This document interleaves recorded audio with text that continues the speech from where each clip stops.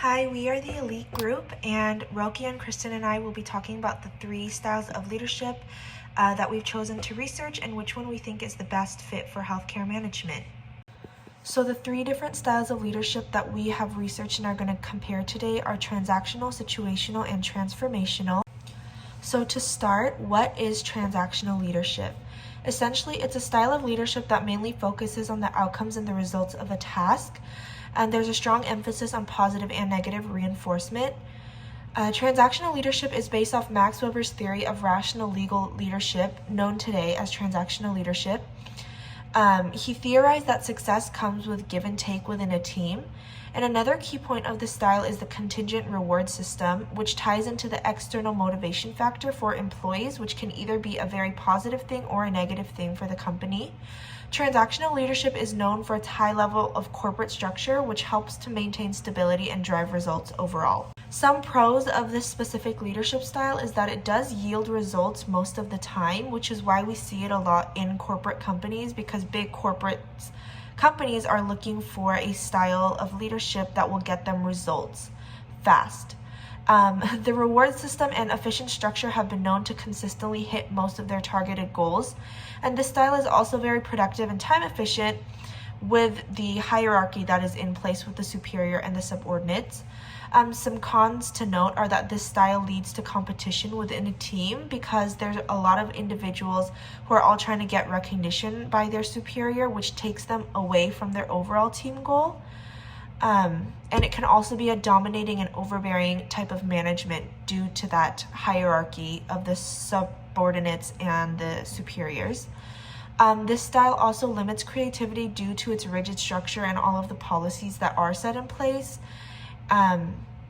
And the aspect of punishment and negative reinforcement can also be seen as a con as well. Motivational issues are another thing that is likely to arise when one doesn't receive positive feedback or rewards for a long period of time simply for not hitting their targeted goals, which can result in performance issues. And now Roki will talk about situational leadership. Thank you, Daniel, for introducing me. My leadership style is situational leadership style. Situational leadership style is a flexible leadership style adopted by a manager who acknowledge the preparedness level of each team member and the authenticity of each action. In situational leadership style, we have forces. The first is gonna be directing. In directing, the manager is making sure she or he is providing guidance to the team member or the individual who mostly needs help to get through tasks. After directing, the manager is gonna then coach that individual or the whole team to make sure we are all working according and we are all on the same page. So in coaching, the manager is providing direction and personal support to the entire team or the individual. After coaching, the manager is gonna then provide support.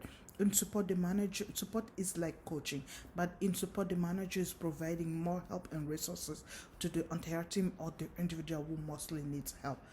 So after directing, coaching, and supporting, the manager is gonna then delegate tasks to each team member. When delegating, the manager is going to make sure she or he is departing that based on the personal skill, experience, or the readiness of the team member.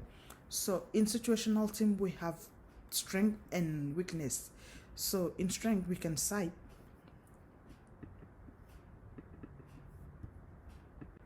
strength and weakness of situational leadership. In strength, we have enjoyable working environment, acknowledge flexibility, demand, and increase of productivity. These are very important because it will better develop the company and make sure everybody is working and pleased with what they are doing. After the strength, we have weakness. The weakness is mostly less focused on long-term result and balanced task orientation and more demand from leader. Leaders in situational leadership are more focused on fixing situations such as solving conflict or making sure they are providing great strategy to develop the company. That was my presentation. Thank you for watching. The next person I'm going to introduce is Christian.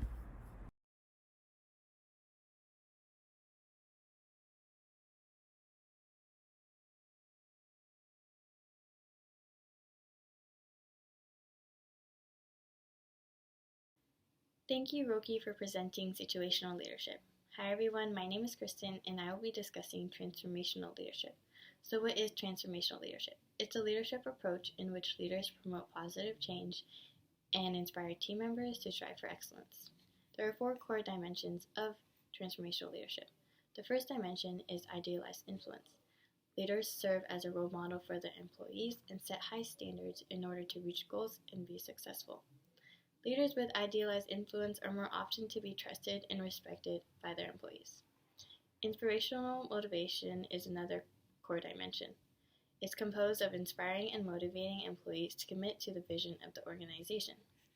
Intellectual stimulation means that transformational leaders take risks, gain others' perspectives in team decision-making and problem-solving processes, promote critical thinking, and overcome challenges. The fourth dimension is individualized consideration. Leaders are genuine when it comes to the needs and concerns of each of the associates of the team. They provide support and encourage associates to reach their full potential in order to achieve goals. Now I will be discussing the pros and cons of this leadership style. One pro is that it promotes collaborative teamwork. Collaborative teams work together towards shared visions, goals, and objectives. A team that recognizes positive team dynamics will also address challenges, problem solve, and make adjustments to any issues within the workplace.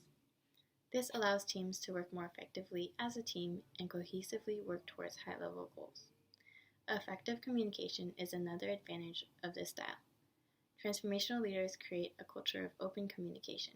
Open discussion within the workplace allows teams to express their opinions, exchange insights, provide constructive criticism, and reflect on progress.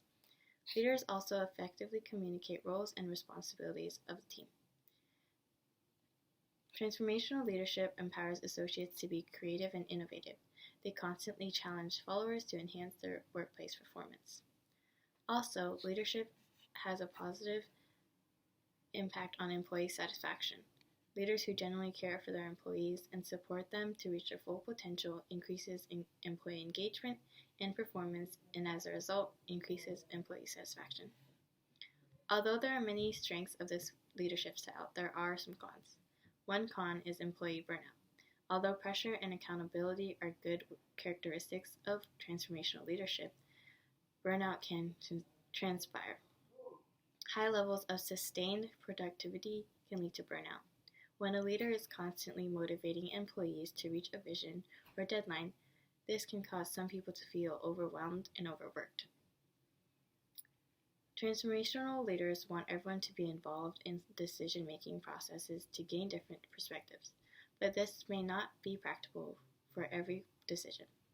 Transformational leaders need to assess when to ask the team's opinions and when to make decisions on behalf of their team. As a team, we decided that transformational leadership is the best style of healthcare.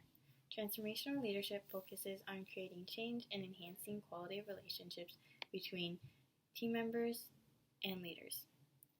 Satisfied employees and great leaders have a significant effect on patient safety and care. Through our research, we determined that transactional leadership is more for sales/commission-based jobs due to its reward system, meaning that staff thrive to get as many positive reinforcements or rewards as they can.